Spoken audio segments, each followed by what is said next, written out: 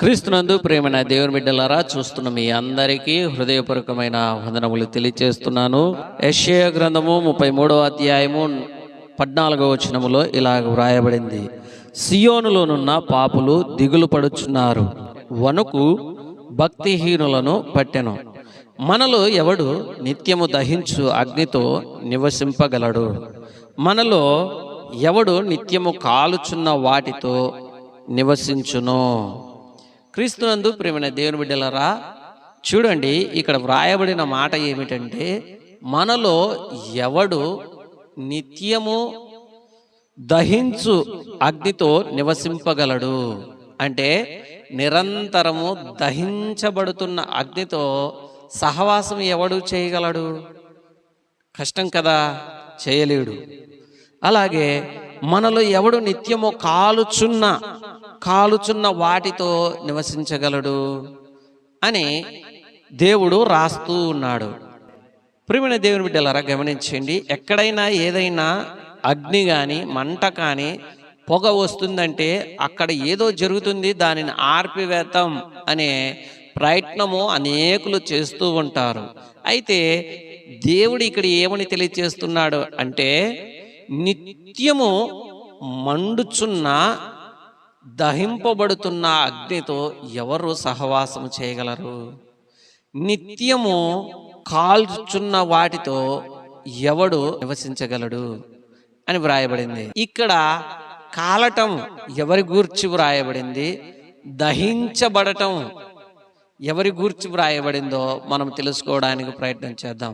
పరిశుద్ధ గ్రంథంలో నుండి దానియేలు గ్రంథము 3వ అధ్యాయము 1 నుంచి చివరి దాకా చూసుకున్నట్లయితే మనకు అక్కడ బబులోను దేశాన్ని పరిపాలిస్తున్న నెబుకద్నెజరు కనబడతాడు. ఆ నెబుకద్నెజరు ఒకసారి ఏమి చేశాడంటే, 60 మూరల ఎత్తుగల ఒక బంగారు ప్రతిమను చేయించాడు, 6 మూరల వెడల్పు. అయితే ఆ బంగారు ప్రతిమను ప్రతిష్ఠించటానికి ఒక సమయాన్ని కేటాయించాడు. ఊరంతా ప్రకటించాడు. ఆయా ప్రాంతాలలో నుంచి జనాలను, రాజులను, అధిపతులను, సేనాధిపతులను అందరినీ పిలిపించాడు ఆ ప్రతిమను ప్రతిష్ఠించటానికి. అంతేకాదు, వారి యొద్ద ఆ రాజ్యములో, ఆ దేశములో ఉన్న సేనాధిపతులతో ప్రకటన కూడా తెలియచేశాడు.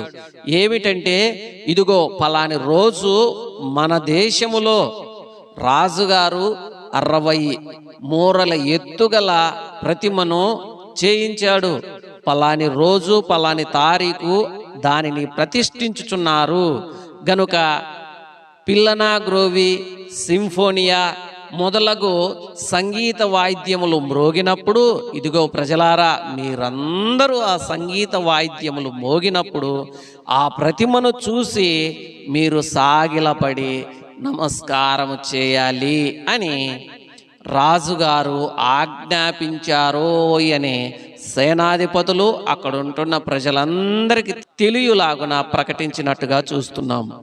అయితే ప్రియమైన దేవుని బిడ్డలారా, ప్రకటించిన తర్వాత ఆ దినము వచ్చింది. అనేకులు ఆ పిల్లనా గ్రోవి, వీణ, పెద్ద సింఫోనీ ఇక మొదలగు సంగీతములు మ్రోగినప్పుడు ఆ దేశములో ఉన్నవారైతేమి, మొదలగు దేశాలలో ఉన్నవారైతేమి, ఆ ప్రతిష్ఠతకు వచ్చిన వారందరూ సాగిలపడి మ్రొక్కారు.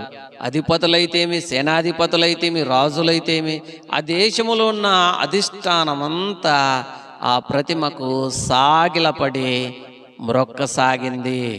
అయితే ఆ మ్రొక్కిన సందర్భం అంతా అయిపోయిన తర్వాత ఆ దేశములో కొందరు ముఖ్యులు, కల్దీయులు రాజుగారి యొద్దకు వెళ్ళి, రాజా 60 అడుగుల మూరల ఎత్తుగల ఆ ప్రతిమను నువ్వు చేయించావు, ప్రతి ఒక్కరూ దానికి సాగిలపడి మ్రొక్కాలి అన్నావు. ఆ సంగీతములన్నీ మ్రోగిన తర్వాత, అయితే ఇదిగో రాజా, నువ్వు చేయించిన ప్రతిమకు మన దేశములో ఉన్నవారు, చుట్టుపక్కల ఉన్నవారు అందరూ నీ ఆజ్ఞకు లోబడి నమస్కారము చేశారు. అయితే రాజా, ఇదిగో నీ యొద్ద పని చేస్తున్న షడ్రక్, మెషక్, అబేద్నెగో అను ఆ యూదులు మాత్రం నీవు ప్రతిష్ఠించిన ఆ ప్రతిమకు, ఆ దేవతకు నమస్కారము చేయలేదు. అయితే రాజా, నీవు పెట్టించిన ఆ ప్రతిమకు ఎవడైతే నమస్కారం చేయడో వాడు ఆరని అగ్నిలో వేయబడును అని నీవు ప్రకటించావు. అయినా కూడా వారు మ్రొక్కలేదు అని రాజుగారితో ఆ కల్దీయులు చెప్పినట్టుగా చూస్తున్నాం. చెప్పిన తర్వాత రాజుగారు షడ్రకు, మెషకు, అబేద్నెగోలు అను వారిని ముగ్గురిని పిలిపించాడు. సైనికులతో పిలిపించిన తర్వాత ఆ షడ్రకు, మెషకు, అబేద్నెగోలతో మాట్లాడుతున్నాడు రాజుగారు. ఇదిగో షడ్రకు, మెషకు, అబేద్నెగోలు, మీరు నేను నిలవబెట్టించిన ప్రతిమకు సాగిలపడి మ్రొక్కలేదని నేను విన్నాను, నిజమా ఇది అన్నాడు. అయితే షడ్రకు, మెషకు గారు అంటున్నారు, అయ్యా నిజమే, మేము మ్రొక్కమండి అని అన్నారు. ఇదిగో మీరు అప్పుడు సరిగా వినలేదేమో, ఇది రాజాజ్ఞ గనక మరలా మీ కొరకు నేను మరలా పిల్లను గ్రోవిని, సింఫోనిని, పెద్ద వీణను మొదలగు సంగీతాలను మరొక్కసారి మీ కొరకు వాయించమంటాను. అవి మ్రోగినప్పుడు తక్షణమే మీరు నేను నిలవబెట్టించిన నా దేవత అయిన ఆ బంగారు ప్రతిమకు మ్రొక్కండి, సాగిలపడి నమస్కారం చేయండి. లేకపోతే ఇదిగో మన రాజ్యములో, మన దేశంలో ఉన్న ఆ అగ్నిగుండములో మిమ్మల్ని వేయవలసి వస్తుంది అని అన్నాడు. అయితే రాజుగారు పిలిపించుకొని చెప్పిన తర్వాత కూడా షడ్రకు, మెషకు గారు ఇలాగ అంటున్నారు, రాజా ఇదిగో నీవు ఆ దేవతకు మ్రొక్కకపోతే అగ్నిగుండములో వేస్తాను అని అంటున్నావు. ఆ అగ్నిగుండములైనా పడతాము, కానీ నీవు నిలవబెట్టించిన దేవతకు మాత్రం మేము మొక్కము అన్నట్టుగా చూస్తున్నాం. ఆ మాటలకు ఆయన రెచ్చిపోయి కోపగించుకొని, నా నుండి మిమ్మల్ని ఏ దేవుడు కాపాడలేడు, రక్షించలేడు, ఆలోచన చేయండి అన్నప్పుడు, రాజా మేము నమ్ముకున్న దేవుడు మమ్మల్ని రక్షించకపోయినా పర్వాలేదు, మమ్మల్ని రక్షించుటకు సమర్థుడు ఆయన. అయితే ఆయన రక్షించకపోయినా పర్వాలేదు, కానీ మేము మాత్రము ఇదిగో రాజా నువ్వు నిలవబెట్టించిన ప్రతిమకు, ఆ బంగారు ప్రతిమకు మ్రొక్కము అని షడ్రకు, మెషకు, అబేద్నెగోలు సూటిగా ఖండితంగా చెప్పారు. ప్రియమైన దేవుని బిడ్డల, రాజుగారితో మాట్లాడాలి అంటే అంత ఆశామాష అయిన పని కాదు. రాజుగారికి శుభోదయము, రాజా చిరకాలము జీవించుదురుగాక అని వీరు మాట్లాడాలి, వినయముతోను విధేయతతోను. అయితే వీరు అలాగూ కాకుండా, రాజా నువ్వు నిలువబెట్టించిన బొమ్మకు మేము మొక్కము, నీవేమైనా చేసుకో అని వీరు అన్నట్టుగా చూస్తున్నాం. అయితే రాజుగారికి మరింత కోపము ఎక్కువగా వచ్చినట్టుగా చూస్తున్నాం. ఆ మరింత కోపపడి ఆయన ఏమి చేశాడంటే, వారి మీదున్న కోపముతో ఆ అగ్నిగుండాన్ని మరింత ఏడంతులుగా పెంచినట్టుగా చూస్తున్నాం. అయితే ప్రియమైన దేవుని బిడ్డలారా, అక్కడ ఉంటున్న బలిష్ఠులైన కొందరిని రాజుగారు పిలిచి, ఈ షడ్రకు, మెషకు, అబేద్నెగోలను అగ్నిగుండములు వేయండి అన్నాడు. అయితే ప్రియమైన దేవుని బిడ్డలారా, ఈ షడ్రకు, మెషకు, అబేద్నెగోలను వేయండి అన్నప్పుడు ఆ బలిష్ఠులు అగ్నిగుండములో వారిని వేశారు. వేయటానికి వెళ్ళిన ఈ బలిష్ఠులు కూడా కాలిపోయారు. ప్రియమైన దేవుని బిడ్డలారా, వేయటానికి వెళ్ళిన షడ్రకును, మెషకును, అబేద్నెగోలను వేయటానికి వెళ్ళిన ఆ బలిష్ఠులు కూడా కాలిపోయారు అన్న సందేశము రాజుగారికి తెలిసింది. ప్రియమైన దేవుని బిడ్డలారా, ఆ అగ్నిగుండములోనికి వేయటానికి వెళ్ళిన వారే చనిపోయారు ఆ వేడికి తట్టుకోలేక అన్న సందేశం విని రాజుగారు చాలా ఆలోచన చేశాడు. అయ్యయ్యో, నా మాట వినింటే ఎంతో బాగుండేది, నా మాట వినక రాజాజ్ఞకు లోబడక అగ్ని పాలైపోయారు అని రాజుగారు షడ్రకు, మెషకు, అబేద్నెగోలు గూర్చి ఆలోచన చేస్తూ చేస్తూ ఆ అగ్నిగుండం వైపు చూశాడు. అయితే ప్రియమైన దేవుని బిడ్డలారా, ఆ అగ్నిగుండములో షడ్రకు, మెషకు, అబేద్నెగోతో పాటు నాలుగో వ్యక్తి కూడా ఆ రాజుగారికి కనపడ్డారు. అయితే ప్రియమైన దేవుని బిడ్డలారా, వారు కాలిపోయి ఉంటారు. అనవసరంగా నాతో వాదించి వారు అగ్నిగుండానికి దహనమైపోయారు అని రాజుగారు అనుకుంటూ అగ్నిగుండం వైపు చూశాడు.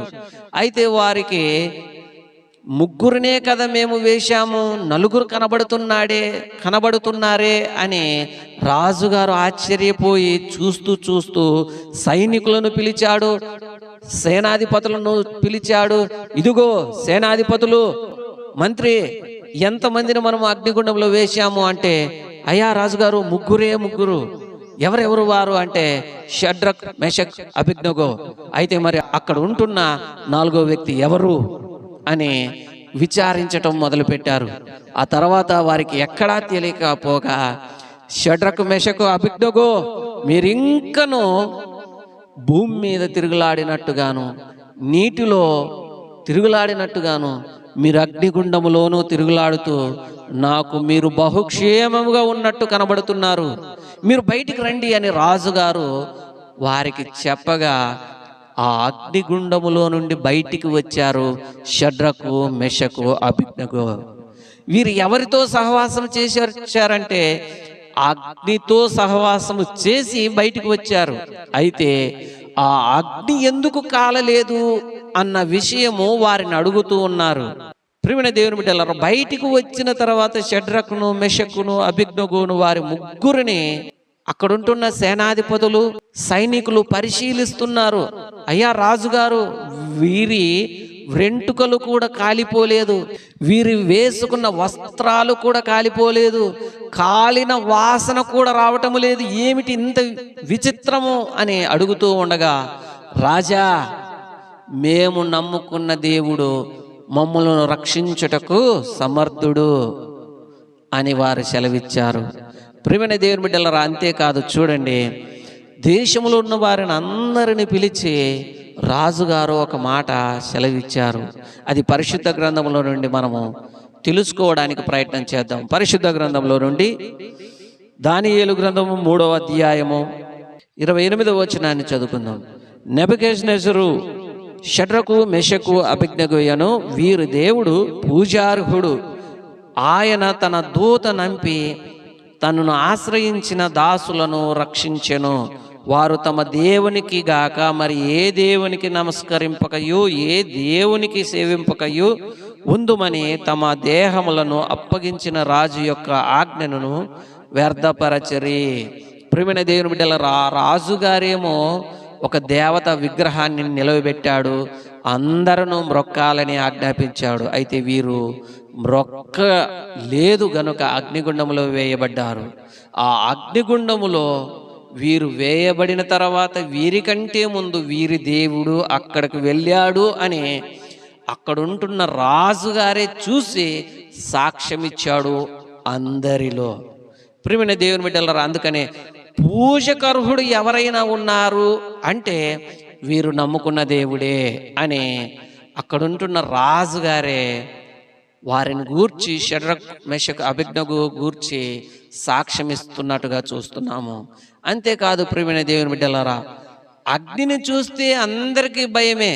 అయితే ఆ అగ్నిని చూసి కూడా భయపడకుండా అందులోనికి ప్రవేశించారు షడ్రకు, మెషకు, అబేద్నెగోలు.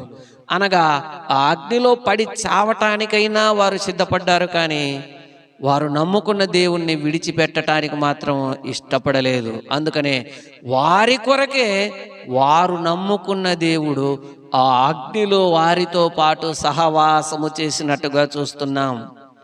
వారు ఆ అగ్నిలోనికి వెళ్ళక మునిపే ఆ అగ్నిలోనికి దేవుడు వచ్చి ఆ అగ్నినే చల్లార్చినట్టుగా చూస్తున్నాం. అందుకనే షడ్రకు, మెషకు, అబేద్నెగోలకు ఒక్క తలలో ఉన్న వెంట్రుక కూడా కాలిపోలేదు, వారు వేసుకున్న వస్త్రాలు కూడా కాలిపోలేదు. అంతేకాదు, కాలిపోయిన వాసన కూడా వారికి తగలకుండా వారు నమ్ముకున్న దేవుడి వారిని రక్షించినట్టుగా చూస్తున్నాం. అందుకనే రాజుగారు అంటున్నారు, వీరి దేవుడే గొప్ప దేవుడు గనుక మనమందరము ఆయనను నమ్ముకోవాలి, ఆయనను కాకుండా వేరే వారిని ఎవరినైనా మీరు నమ్మితే మీ ఇల్లు పెంట దిబ్బగా మారుతుంది అని రాజుగారే సెలవిచ్చారు. ప్రియమైన దేవుని బిడ్డలారా, వారు నమ్ముకున్న దేవుడు ఎవరు అంటే అగ్నిని కూడా చల్లార్చే గొప్ప దేవుడై ఉన్నాడు. అందుకనే అగ్నిని కూడా చల్లార్చే గొప్ప దేవుణ్ణి వారు నమ్మారు. అందుకనే ఆ అగ్నిలోనికి కూడా వెళ్ళటానికి వారు సిద్ధపడ్డారు. మనము కూడా అప్పుడప్పుడు వాటికి వీటికి భయపడుతూ ఉంటాం.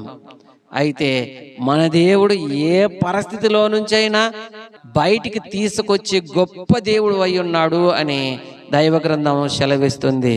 అందుకనే షడ్రకు మెషకు అభిజ్ఞగో వారు దహించే అగ్నితో కూడా సహవాసం చేసి వచ్చారు, కాలుచున్న నిప్పుతో సహవాసం చేసి వచ్చారు. ఎందుకో తెలుసా? ఆ కాలుతున్న అగ్నిని కూడా చల్లార్చి దేవుడు వారితో ఉన్నాడు గనుక ఆ అగ్నిలోనికి కూడా భక్తి కొరకు భక్తిని కాపాడుకొనుటకు వెళ్ళటానికి వారు సిద్ధపడ్డారు, సిద్ధపడి వెళ్ళొచ్చారు. ప్రియమైన దేవుని బిడ్డలారా, చూడండి, దేవుడు ఎంత గొప్పవాడో వారు అనేకులకు సువార్తను ప్రకటించినట్టుగా, అనేకులకు కనపరుచున్నట్టుగా వారిని దేవుడు వాడుకున్నాడు. ప్రియమైన దేవుని బిడ్డలారా, అంతేకాదు, ఏలియా అనే ఒక భక్తుడు 450 మంది బయలు ప్రవక్తలను పిలిచి అంటూ ఉన్నాడు, అయ్యా, మీరు 450 బయలు ప్రవక్తలు, మీతో పాటు మీరు నమ్ముకున్న, మిమ్మల్ని నమ్ముకున్న, మీ దేవతలను నమ్ముకున్న ప్రజలు కూడా ఉన్నారు.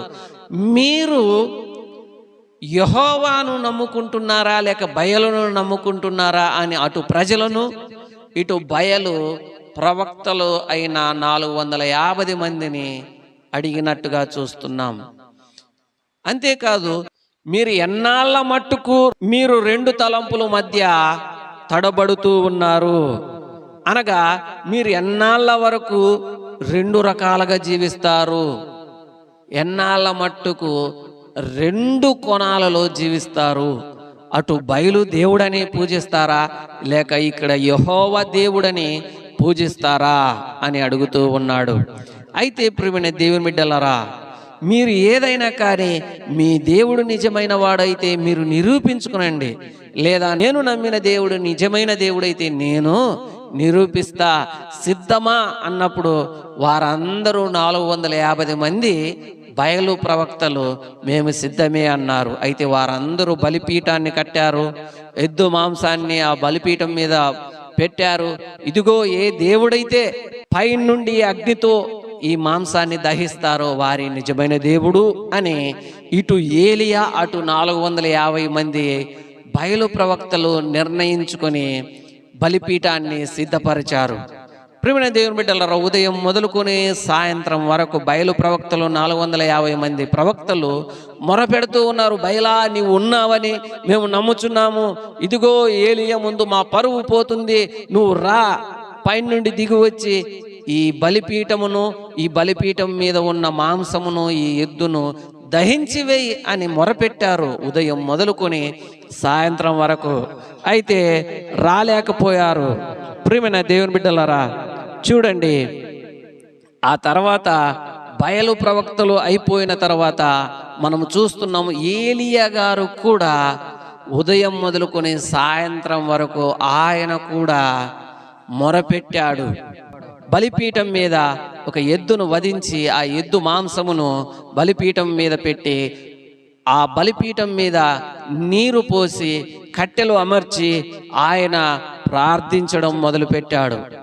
మొదటిగా మొరపెట్టాడు, నీళ్ళు పోయించాడు, కట్టెలు తడిశాయి, బలిపీఠం తడిసింది, మాంసం తడిసింది. మరలా మొరపెట్టాడు, నీరు పోయించాడు, కట్టెలు మరలా తడిచాయి, మాంసం తడిసింది, బలిపీఠం తడిచింది. మూడవసారి మరలా ఆయన బలిపీఠము చుట్టూ, బలిపీఠం మీద, ఆ కట్టెల మీద, మాంసం మీద నీరు పోయించాడు.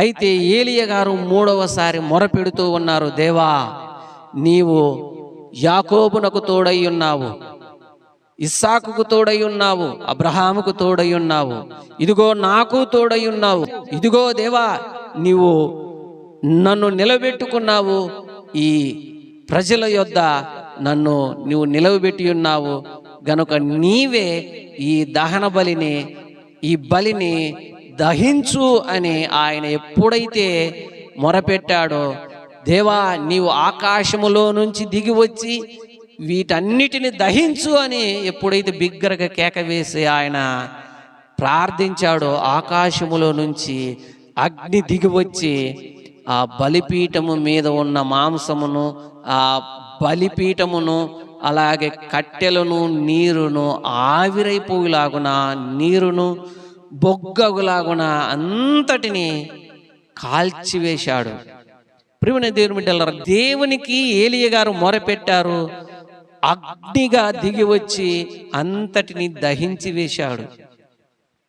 నీరు ఆవిరైపోయేలాగున మారిపోయింది.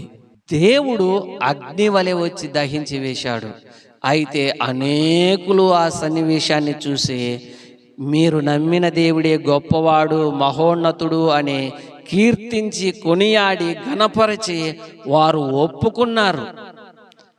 ప్రియమైన దేవుని బిడ్డలారా, దేవుడు ఎవరు అంటే అటు అగ్నినైనా చల్లార్చగల శక్తివంతుడు, ఇటు నీకు ఏది ఇబ్బంది సమస్య అని అనుకుంటున్నావో దానినైనా జయించుటకు ఆయన దిగి వచ్చి నీతో బలముగా ఉండేవాడై ఉన్నాడు.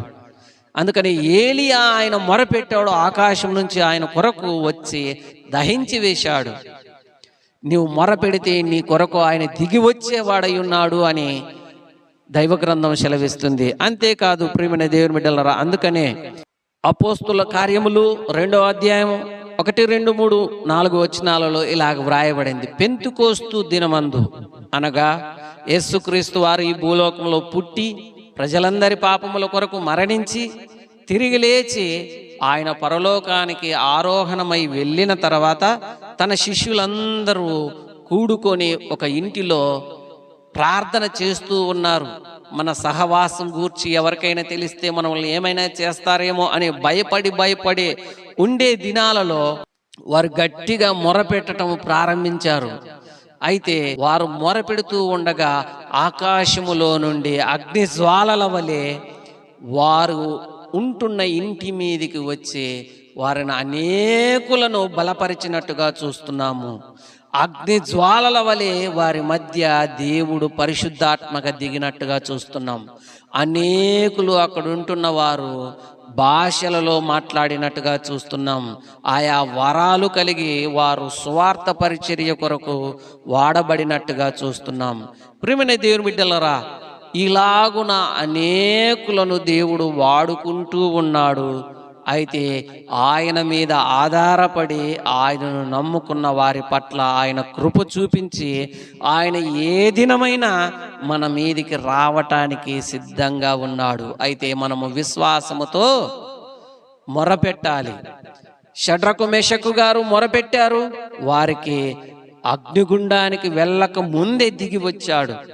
అయితే అంతేకాదు ఏలియా ప్రవక్త గారు మొరపెట్టారు, అగ్ని వలె దిగి వచ్చాడు.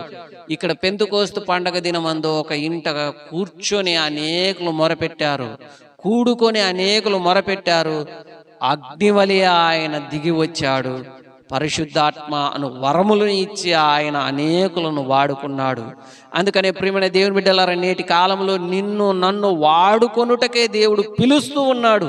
ఏమని పిలుస్తున్నాడంటే, పరలోక రాజ్యం సమీపించి ఉన్నది, మార మనసు పొందండి అని నిన్ను నన్ను వాడుకొనటానికి పిలుస్తున్నాడు. మహారాజు మినిస్ట్రీస్ అనే ఈ యూట్యూబ్ ఛానల్ను లైక్ చేయండి, షేర్ చేయండి, సబ్స్క్రైబ్ చేయండి. అనేకులకు ఈ పరిచర్యను మీరు పరిచయం చేయండి. యేసుక్రీస్తు నామంలో మీకందరికీ నా యొక్క శుభములు తెలియజేస్తున్నాను. ఆమేన్.